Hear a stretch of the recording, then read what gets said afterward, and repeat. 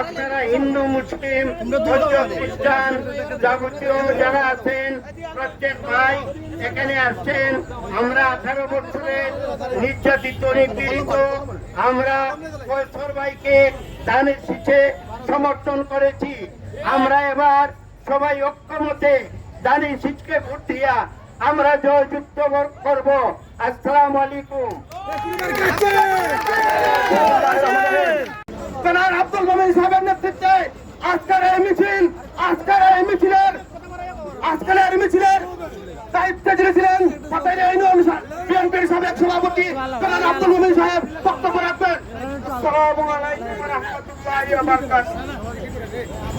50 বছর হইছে বিএনপির কোন নেতা দক্ষিণ সুনামগঞ্জ আমরা পাইছিনি, আমরা ভোট যুক্ত করতাম নি।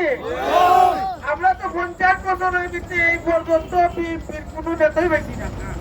এখন যখন নেতা পাইছি মাহমুদে সবাই আল্লাহর ওয়াস্তে ভোটটা দিয়ে জয়যুক্ত করা তোরা নেবে আমরা